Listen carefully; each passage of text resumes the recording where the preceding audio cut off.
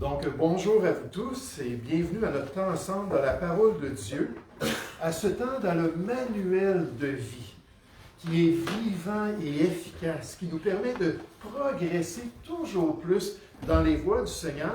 Et ce matin, on a tout un thème tellement important dans le Nouveau Testament, alors qu'on va examiner la loi de la récolte. La loi de la récolte. Une loi puissante et incontournable pour l'Église de Jésus-Christ qui permet aux chrétiens d'être conscients de tout le potentiel positif et de tout le potentiel négatif de ce qu'il sème quotidiennement dans sa vie. Comprenons que pour l'enfant de Dieu, sa vie de tous les jours consiste dans des semences et des récoltes constantes dans sa marche avec Dieu. Et plus il comprend les enjeux, et plus il est conscient de cette loi de la vie chrétienne, plus il peut bénéficier de cette loi que Dieu a incorporée dans sa marche ici-bas dans ce monde. J'aimerais ce matin qu'on puisse chercher le passage clé du Nouveau Testament qui décrit la réalité de cette loi pour l'Église de Jésus-Christ. Cherchons ensemble le beau passage de l'Épître aux Galates au chapitre 6. L'Épître aux Galates au chapitre 6, c'est comme si Paul, poussé par l'Esprit, est en train de conclure tout ce qu'il a dit à ce regroupement d'églises en Galatie. Un regroupement d'églises qui s'était éloigné terriblement du plan de Dieu, qui avait semé des choses terriblement contraires au plan de Dieu. Puis là, qui était en train de récolter, puis récolter, puis récolter, puis récolter. Là, ça débordait partout. Puis là, Paul est obligé d'aborder plein de questions avec eux, puis les ramener à leur bon sens spirituel, puis les ramener dans les voies de Dieu. Puis là, à la fin de son livre, dans le dernier chapitre, il leur dit au verset 7, Galates chapitre 6 au verset 7, il leur dit, ne vous y trompez pas, on ne se moque pas de Dieu. Ce qu'un homme aura semé, il le moissonnera aussi. C'est ça la loi. Celui qui sème pour sa chair moissonnera ou récoltera de la chair la corruption. Mais celui qui sème pour l'esprit moissonnera ou récoltera de l'esprit la vie éternelle. On possède la vie éternelle, mais on a un potentiel de vie éternelle. Une qualité de vie éternelle qu'on peut expérimenter en tant que chrétien. Tout dépend de ce qu'on sème dans notre vie. Ne nous lassons pas, verset 9, de faire le bien, de semer pour le bien, car nous moissonnerons au temps convenable si nous ne nous relâchons pas quotidiennement. Ainsi donc, pendant que nous en avons l'occasion, pratiquons le bien envers tous et surtout envers les frères en la foi. Pratiquement parlant, qu'est-ce qu'on peut retenir de cette loi de la récolte? Qu'est-ce qu'on peut ramener avec nous à la maison pour vivre différemment? Qu'est-ce qu'on peut serrer dans notre cœur pour bénéficier au max de cette loi de la nouvelle alliance? On apprend dans notre passage biblique que le croyant peut être malhonnête envers son Dieu. Le croyant peut être malhonnête envers son Dieu. Puis là, cet avertissement-là nous vient dans le contexte de l'exemple des églises de la Galatie. C'était une des choses que Paul essayait de faire, là, de les saisir. Hey, réveillez-vous! Réveillez-vous, regardez comment vous avez traité Dieu. Regardez comment vous avez bafoué le plan de Dieu et la volonté de Dieu. Revenez à vous-même et faites ce qui est bien. Le chrétien peut se tromper lui-même et offenser son Dieu. Il peut se mentir à lui-même et outrager celui qui prend soin de sa vie dans ce monde. Il peut être mensonger et même blasphémateur dans les éléments les plus saints de sa marche quotidienne avec le Seigneur. Comme ce regroupement d'églises en Galatie qui avait tellement semé les mauvaises choses au milieu de leurs assemblées qu'ils étaient rendus au point, là c'était comme le paroxysme, c'était comme le sommet de leur décadence dans le chapitre 1 de l'Épître, où ils remettaient en question que le salut se trouvait en Jésus-Christ, que c'était seulement par la grâce de Dieu qu'on est sauvé, que c'était seulement ce cadeau-là de l'œuvre de Jésus-Christ qui leur permettait de pouvoir connaître Dieu puis aller dans le royaume de Dieu. Hey, ils étaient rendus loin. Et Paul leur dit, ça s'est fait tellement promptement. Pourquoi? Parce qu'ils récoltaient. Ils récoltaient, puis ils avaient de la misère à ralentir les effets de ce qu'ils avaient semé dans leur vie. Et l'Esprit de Dieu a poussé Paul à les reprendre sévèrement, avec une pleine autorité, avec l'autorité même de la loi de la récolte. Regardez au verset 7. Il dit, ne vous y trompez pas. Ça revient dans le Nouveau Testament. Puis je trouve ça cocasse qu'on dise ça à des chrétiens. On est tellement fiers en tant qu'enfants de Dieu de dire qu'on a l'assurance du salut en Jésus-Christ. On est tellement fiers de dire qu'on possède l'esprit de vérité, l'onction de Dieu en nous. On est tellement fiers de dire qu'on est dirigé par le Seigneur dans ses voies. Et pourtant, la Bible revient avec cela, qu'on peut se tromper. Ne vous y trompez pas. Ne mentez pas à vous-même. Ne vous séduisez pas personnellement. Il dit, on ne se moque pas de Dieu.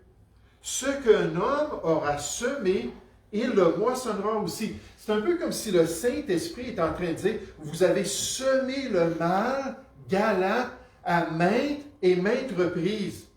Et Dieu est offensé. Vous vous êtes moqué de sa personne. Vous avez récolté, et si vous ne cessez de le faire, vous allez continuer à récolter. Alors c'est le temps pour une réforme personnelle. C'est le temps pour un changement de cœur. C'est le temps pour une ouverture d'esprit. C'est le temps de choisir de semer le bien pour accomplir le plan de Dieu. De peur que quelque chose de pire n'arrive dans leur vie. Je me souviens d'une histoire tellement triste. C'était un jeune homme qui habitait avec sa famille sur une ferme. Et leur voisin, c'était un fermier très particulier. Un fermier qu'il n'aimait pas, qui des fois était dur avec ses parents, puis avec son père, tout ça. Puis à un moment donné, le jeune homme a commencé à embarquer dans les querelles, puis à se mêler de choses qu'il ne devrait pas se mêler. Dans les proverbes, on dit c'est comme quelqu'un qui vient saisir l'oreille d'un chien. Hein, un gros, là, tu vois, un gros berger allemand, là tout à coup, là, tu le surprends, puis peut-être qu'il dort, tout ça, puis tu viens pogner l'oreille, puis serrer l'oreille. Qu'est-ce que le chien va faire? Son réflexe, c'est ah! Il va venir te mordre. Je me souviens une fois, j'étais allé voir un de mes amis, puis il y avait comment est-ce qu'on appelle ça? Un malamute, un husky. Mais il était gros, il pesait 150 livres. Grosse affaire, là. Puis il dormait, puis là, j'attendais mon chum, je suis venu le réveiller. Et mon ami, j'ai juste entendu à côté de ma main. Puis il me regardait, tu fais pas ça. Mais là, le jeune homme, comme ça, il a décidé là, d'embarquer dans la querelle, puis de provoquer le voisin. Puis le voisin, il a dit des choses à son égard dans la communauté qui l'a totalement humilié. Et à cause de cette humiliation-là, une nuit, ce jeune homme-là a fait un acte de vengeance impitoyable. Il est allé dans les champs de son voisin, puis a répandu une mauvaise herbe qui était très connue pour sa virulence et sa persistance. Puis très rapidement, les mauvaises herbes se sont mises à pousser partout. Puis il n'y avait aucun effort qui pouvait éradiquer les mauvaises herbes. Les champs de son voisin en furent dévastés à chaque année. Cette famille-là avait tout un défi d'être capable d'avoir juste assez de place pour faire pousser le bon grain et de survivre en tant que famille puis en tant que fermier, en tant que cultivateur. C'était un travail constant, puis un effort constant. Et il souffrait énormément. Des années plus tard, ce jeune homme-là a commencé à côtoyer la fille de son voisin. Ils sont tombés amoureux l'un de l'autre et se sont mariés. Puis après un certain temps, finalement, le père de famille a décédé et leur a légué ses terrains. Fait que ce jeune homme-là, un jour, est allé voir son pasteur après un message sur la repentance, puis ainsi de suite.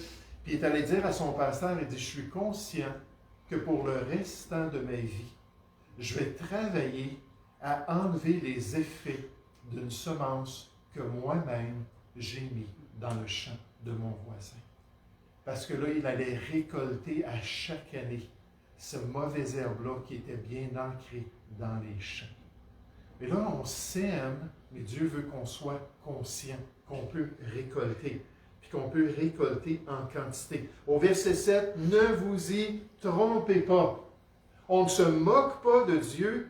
Ce qu'un homme aura semé, il le moissonnera aussi. » J'aimerais qu'on puisse considérer dans cette loi cruciale de la vie du croyant que le chrétien ou le croyant possède deux champs. Il possède deux champs dans lesquels il peut semer. Deux champs dans sa vie personnellement. Un bon champ et un mauvais champ. Un bon côté de sa vie intérieure, de sa vie personnelle, et un mauvais côté. En fait, le croyant possède deux natures. Une nature qui a été créée en Jésus-Christ et une nature qui demeure de son ancienne vie avant de connaître Jésus-Christ, ce qu'il était autrefois. En d'autres mots, l'enfant de Dieu, alors qu'on pense à cette loi-là de la récolte, l'enfant de Dieu possède un vieil homme et un nouvel homme selon les termes bibliques.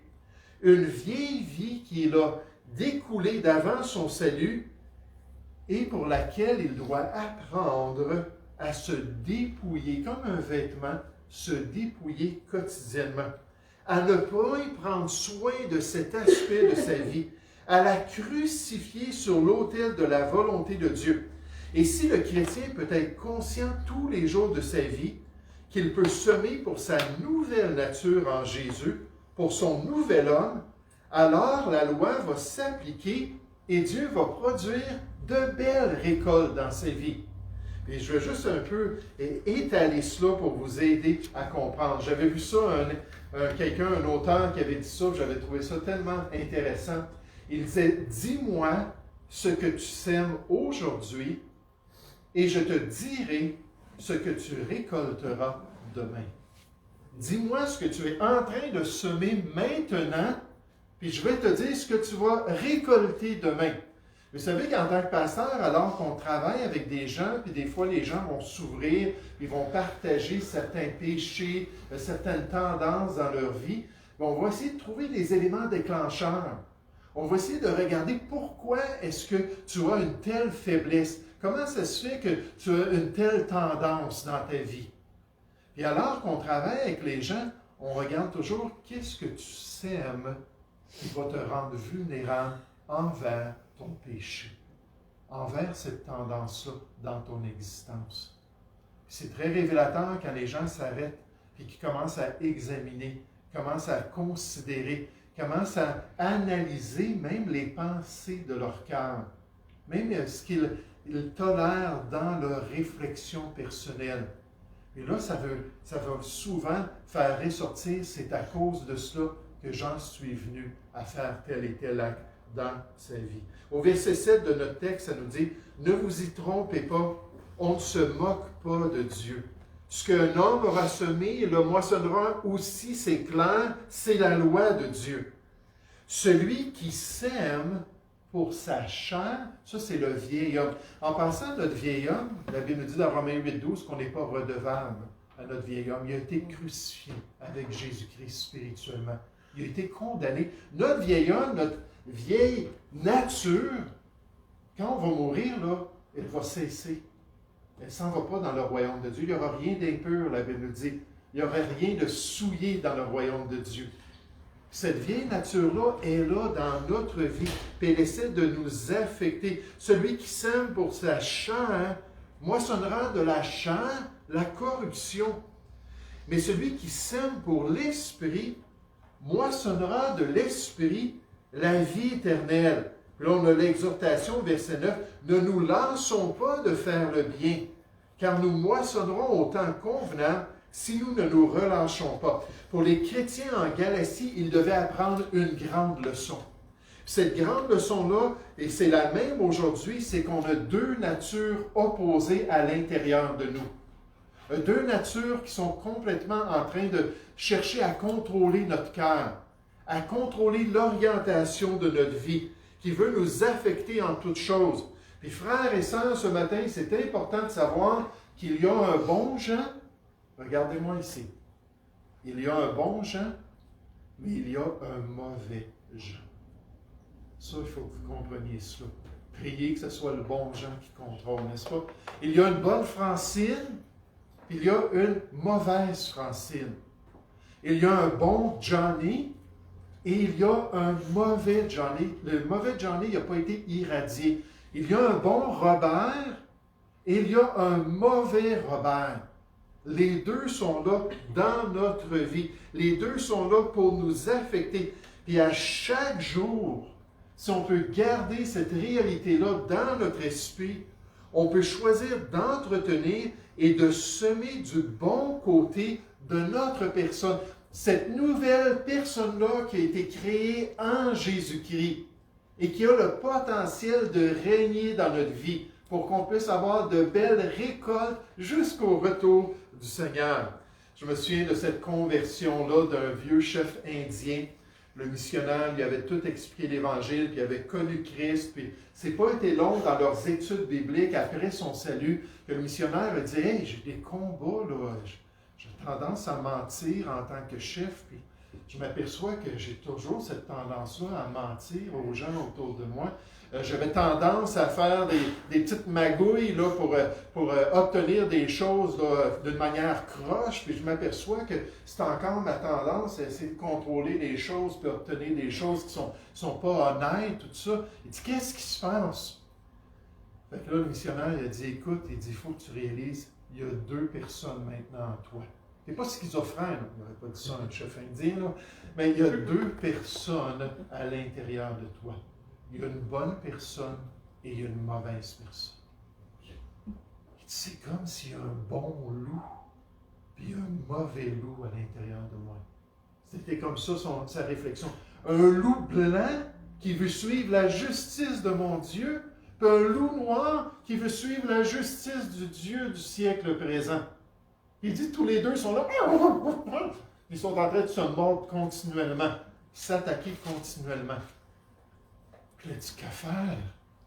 Il dit, ouais, qu'est-ce que tu ferais si tu avais deux chiens ou deux loups, puis tu voudrais qu'un des deux loups là, soit rendu tellement faible là, qu'il serait obéissant à tout ce que tu voudrais, puis que l'autre loup soit tellement fort, puis tellement actif là, pour accomplir les tâches que tu voudrais, qu'est-ce que tu ferais? Il dit, ben j'en nourrirais un, puis je cesserais de nourrir l'autre. Et c'est exactement ça, la clé. Le vieux Jean, il ne faut pas que j'en prenne soin. Le nouveau Jean, il faut que je lui donne toute la nourriture, toute la semence possible pour permettre d'accomplir la volonté de Dieu. Mais considérez l'insistance du Saint-Esprit qui voulait vraiment convaincre l'Église là-bas, le groupe d'Église en Galatie de cette réalité-là. Regardez dans le chapitre 5. Ça ressort à différents endroits dans le chapitre. On parle de croissance spirituelle, on parle de marcher comme des enfants de lumière, on parle d'être transformés. Puis tout à coup, on dit, faites attention de ne pas être méchant en tant que chrétien. Faites attention de ne pas vous détourner du plan de Dieu, puis faire ce qui est mal aux yeux de Dieu. Tout le potentiel est là. La nature n'a pas été irradiée. Notre vieille nature, elle est toujours là. Galates chapitre 5 au verset 13, ça dit, frères, vous avez été appelés à la liberté comme on est libre de la loi de Moïse, comme on est libre des exigences de la religion humaine, comme on est libre de suivre Dieu par l'Esprit de Dieu. Il dit, frères, vous avez été appelés à la liberté, seulement ne faites pas de cette liberté un prétexte de vivre selon la chair. Mais rendez-vous par amour, serviteurs les uns les autres. Donc, semez pour l'esprit, semez pour la nouvelle nature, le bon Jean, puis la bonne Francine, puis le bon Johnny. Car toute la loi a été accomplie dans une seule parole, celle-ci, tu aimeras ton prochain comme toi-même. Mais, si vous vous mordez et vous dévorez les uns les autres, prenez garde que vous ne soyez détruits les uns par les autres. Une Église qui se détruit elle-même. Ça, à Drummondville, on a tout un exemple de cela. Une Église des frères chrétiens qui était là depuis des années, puis elle a explosé à cause des chicanes internes.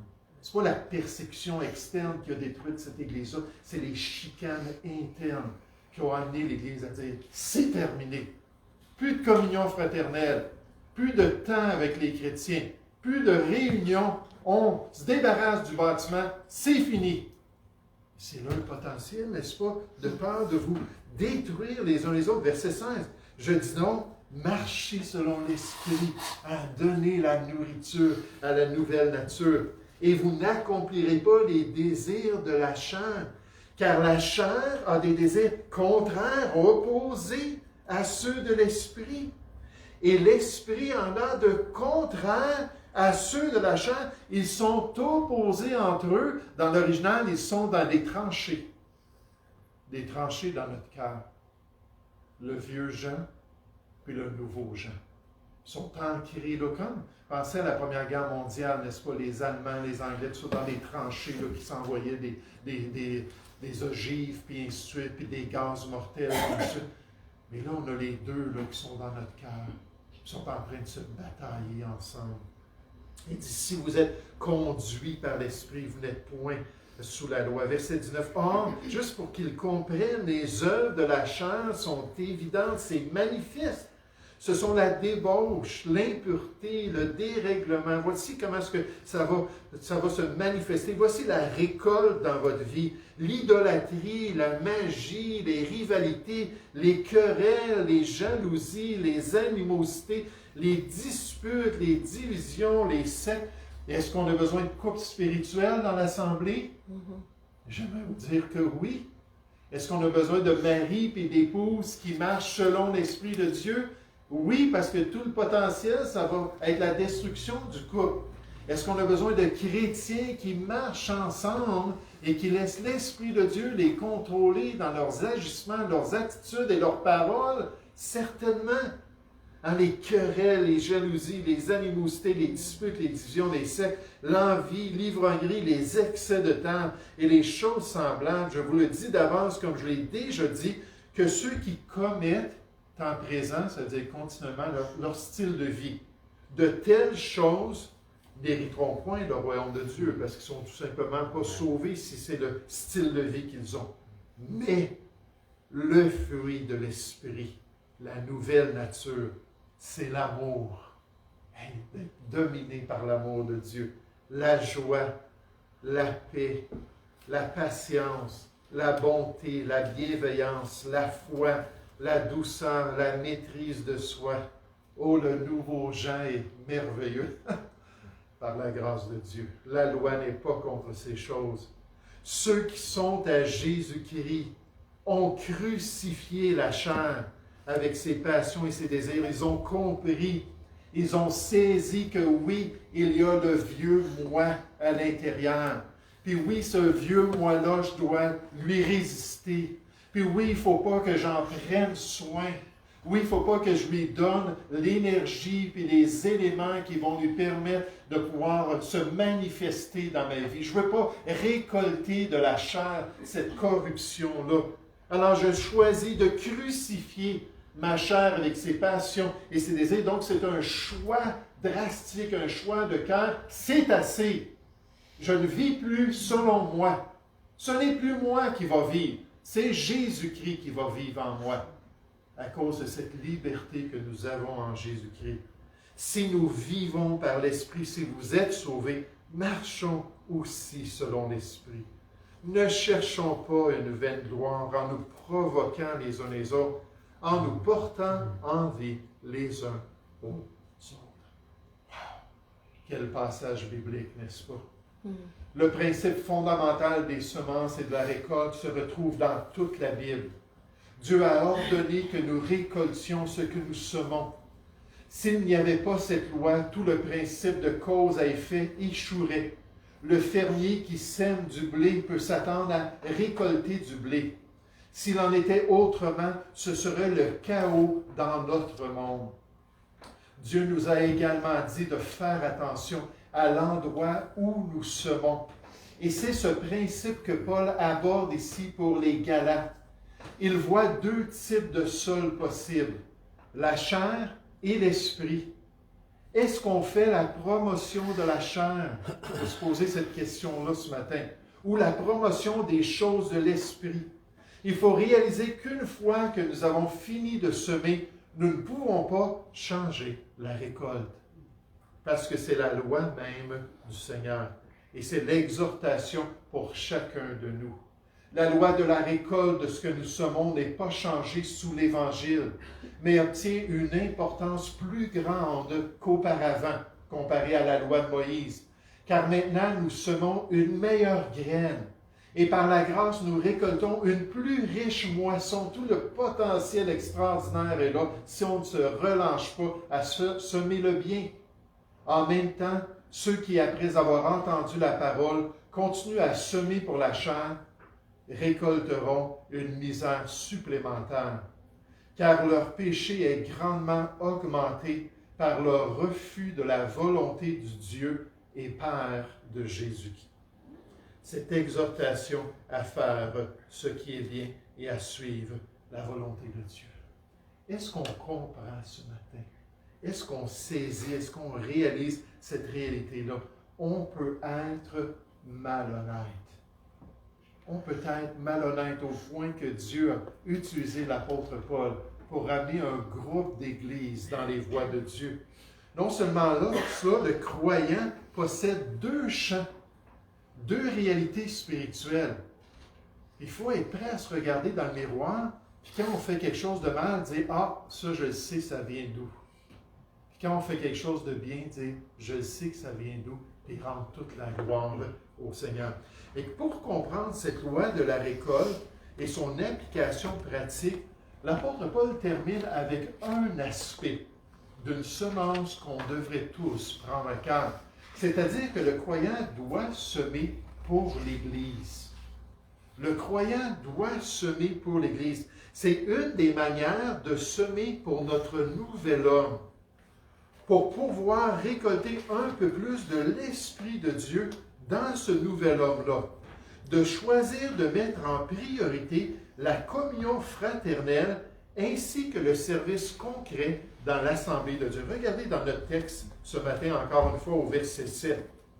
Galates chapitre 6, au verset 7. On nous dit, ne vous y trompez pas.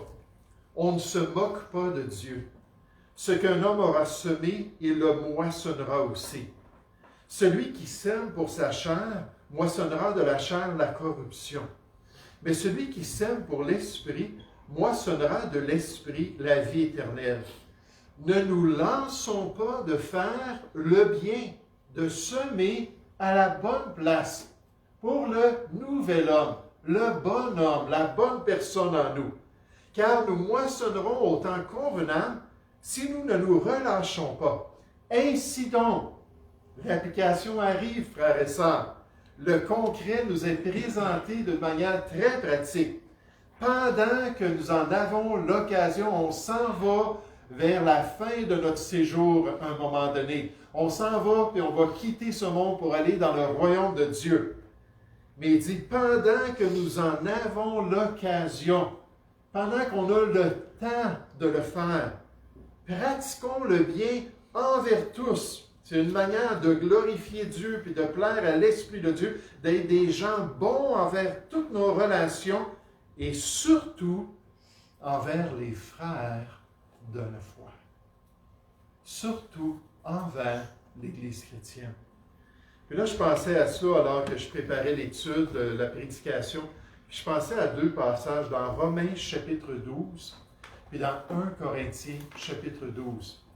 Puis dans les deux passages, on présente des aptitudes ou des dons venant de l'Esprit de Dieu, un équipement spirituel mis dans le contexte de l'Assemblée chrétienne, mis dans le contexte de l'Église chrétienne. Puis ces deux textes-là nous présentent non seulement l'équipement, mais en plus de ça, nous présentent la possibilité de servir l'Église avec ses talents et ses dons que Dieu nous a donnés. Et je pense que l'implication pour nous à l'Église baptiste du Bon Berger, c'est qu'il faut voir la vie de l'Église plus que juste venir le dimanche matin, puis venir se ressourcer pour la semaine, et c'est tout. Mais de voir notre responsabilité en tant que membre d'un corps fonctionnel, puis de saisir des opportunités pour être une bénédiction pour les autres, pour pouvoir servir. On a toutes ces aptitudes, on a tous ces dons-là, puis là, on vient ici, puis ensuite, on s'en va dans le monde, puis on utilise notre énergie, on utilise notre passion, on investit personnellement pour les choses de ce monde, surtout. Hein, on va prendre de notre temps, on va faire des efforts pour faire des choses dans le monde, et pourtant, Dieu nous a équipés pour pouvoir les faire dans l'Église de Jésus-Christ. Je me souviens, quand j'étais un jeune chrétien, j'avais appris qu'un vieux monsieur, c'était un diacre à l'Église de Boucherville, qui s'appelait Alain, un monsieur qui avait 6 enfants, qui avait une business, tout ça. Puis à chaque dimanche, il venait, puis il sortait des racks de chaises, puis il installait 175 chaises dans un auditorium. Il sortait un gros piano, puis il venait placer ça dans l'auditorium. C'était un gymnase, c'était un endroit qu'on louait. Il avait un gros podium, puis il installait ça, un système de son, puis il installait tout ça, tout seul. Puis il faisait ça depuis des années. Là, moi, j'étais un nouveau chrétien, j'étais un jeune homme célibataire, tout ça. J'ai dit, est-ce que je peux t'aider? Il a dit, ben oui, il dit, ça me ferait du bien, certainement. Puis là, j'ai commencé pendant environ 3 mois à l'aider. Puis à un moment donné, mon pasteur est arrivé avec les clés du bâtiment. Puis il me dit, est-ce que tu pourrais prendre la tâche? Il dit, Alain est vraiment rendu plus fébrile à son âge. Puis il dit, est-ce que toi, tu pourrais t'en occuper? J'ai dit oui. Là, ça a été la première chose concrète, la première responsabilité, le premier engagement, la première tâche que j'ai fait dans l'Église. Et les pasteurs, voyant que j'étais fidèle et assidu, on a rajouté. Après ça, j'ai enseigné des enfants. Après ça, j'ai enseigné des classes d'adultes. Puis je suis devenu un des prédicateurs. Puis ça. Mais tout ça pour dire que pour moi, c'était normal de penser que mon temps, je devais aussi l'investir dans l'Église de Jésus-Christ. Pouvoir servir de manière concrète et être un encouragement. L'apôtre Pierre, alors qu'il considérait cette semence pour l'Église de Jésus-Christ, a dit aux enfants de Dieu, il a dit, comme de bons dispensateurs des diverses grâces de Dieu. Et les dispensateurs, c'était des esclaves que dans des grandes maisonnées, après que les gens aient tout fait leur travail, ils se tenaient à la porte alors que les gens retournaient chez eux. Il y avait un sac avec l'argent. Puis ils donnaient un montant d'argent, un denier en général, aux gens. Puis là, ils partaient à la fin de la journée, le soleil se couchait, puis ils partaient avec leur denier. Puis le dispensateur, c'était celui qui avait la richesse du maître. Celui qui possédait là, les dons qui pouvaient être une bénédiction pour tous. Puis là, on nous dit spirituellement dans la maisonnée de Dieu, comme de bons dispensateurs des diverses grâces de Dieu, que chacun de vous mette au service des autres le don qu'il a reçu. Je pense qu'au tribunal de Christ, le Seigneur va citer ce passage. C'est notre responsabilité. Pierre plutôt continue en donnant l'exhortation au service chrétien dans l'Église de Jésus-Christ. Il dit, si quelqu'un parle dans l'Église, que ce soit comme annonçant les oracles de Dieu. Puis le mot oracle de Dieu, ça veut dire les paroles de Dieu, la révélation de Dieu. Si quelqu'un remplit un ministère, un service, qu'il le remplisse selon la force que Dieu communique, parce que Dieu va vous bénir. Si vous êtes prêt à servir les autres, Dieu va vous utiliser pour être de bons serviteurs en Jésus-Christ, afin qu'en toute chose, Dieu soit glorifié en Jésus-Christ. Alors qu'on a cet esprit-là de serviteur, alors qu'on veut être une bénédiction, alors que nous faisons du bien à tous les hommes, nous devons donner la priorité à la maison de la foi, la communauté des croyants. Cela ne signifie pas que l'Église locale doit devenir une clique exclusive dont les membres sont isolés du monde qui les entoure et ne font rien pour aider les perdus. Il s'agit plutôt d'une question d'équilibre, un équilibre important. Il est certain que les croyants de l'époque de Paul avaient de plus grands besoins que les étrangers, puisque beaucoup d'entre eux souffraient pour leur foi. De plus, un homme prend toujours soin de sa propre famille avant de prendre soin du voisinage. Nous devons cependant nous rappeler que nous partageons avec d'autres chrétiens afin que nous puissions tous partager avec un monde dans le besoin. Le chrétien dans la maison de la foi est un récepteur afin qu'il puisse devenir un émetteur une fois qu'il quitte le bâtiment et retourne dans le monde. Lorsque nous abondons dans l'amour les uns pour les autres, nous débordons d'amour pour tous les hommes. C'est ainsi que les choses devaient se passer. Alors ce matin, qu'est-ce qu'on veut retenir? On veut retenir qu'on peut se tromper nous-mêmes, n'est-ce pas?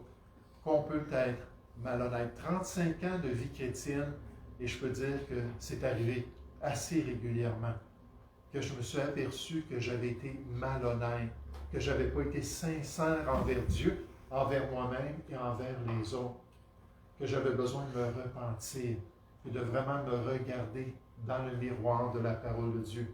On doit réaliser qu'il y a un bon Claude et il y a un mauvais Claude. Qu'il y a un bon Joseph et un mauvais Joseph, potentiellement. Que chacun de nous, on peut rajouter notre nom. Si nous sommes sauvés, nous avons deux natures. Et deux natures qui sont en guerre. Les termes utilisés, ce sont des termes militaires d'un conflit sérieux dans notre cœur. Qu'est-ce qu'on peut faire? On peut semer pour le bien. Identifier qu'est-ce qui plaît à Dieu. Comme lire la parole de Dieu. Hein? Oh bon, ben là, ce matin, là, je vais prendre mon café puis je vais lire le Journal de Québec. Et là, je vais regarder le Journal de Québec, puis je sais, avec mon horaire, dans toute la journée, je m'en vais travailler, tout ça, je n'aurai pas le temps de lire la parole de Dieu. Qu'est-ce qui plaît au nouveau Robert? Le nouveau Robert, ce qu'il a besoin, c'est la parole de Dieu. Tiens, le Journal de Montréal, vanité de vanité. Journal de Québec, Journal de Montréal. Vanité de vanité. Je ne dis pas que c'est mauvais de lire ça. Mais je vais passer du temps dans la parole de Dieu. Cette semaine, je vais aller à l'église. Je vais m'assurer de venir et de me placer sous la prédication de la parole de Dieu, de me laisser influencer par la volonté de Dieu et par le message de Dieu. Cette semaine, je vais prendre du temps de communion avec d'autres chrétiens pour s'exhorter les uns les autres. Toutes sortes de choses que je regarde, je dis ça, je sais que c'est bon pour moi spirituellement. Et Dieu me dit, si tu sèmes, inquiète-toi pas, tu vas récolter. Tu vas devenir plus fort spirituellement. Tu vas devenir plus joyeux dans les voies du Seigneur. Tu vas devenir plus épanoui dans la vie éternelle que je t'ai donnée, qui va de plus en plus se manifester en toi. J'aime tellement ça dans 2 Pierre, chapitre 1. Pierre, il dit, rajoutez à votre foi la vertu, rajoutez à la vertu la connaissance, rajoutez à la connaissance la maîtrise de soi, rajoutez à la maîtrise de soi l'amour fraternel, rajoutez toutes ces choses-là. Et si c'est tout en abondance, eh boy, vous ne serez pas stérile en Jésus-Christ. Vous allez avoir une relation intime, dynamique avec votre Sauveur qui va vous faire récolter et récolter pour la gloire de Dieu. Nous allons prier ensemble. Ô Père Céleste, merci encore une fois pour le privilège de pouvoir posséder ta parole. Merci Seigneur pour ta patience envers tes enfants, comme ces églises-là en Galatie, qui s'étaient profondément éloignées de toi et de ta volonté. Et merci que même si on ne se moque pas de ta personne, Seigneur, tu pardonnes. Et Seigneur, tu permets des changements, des transformations. Aide-nous à semer pour le nouvel homme, pour la nouvelle créature que nous sommes en Jésus-Christ.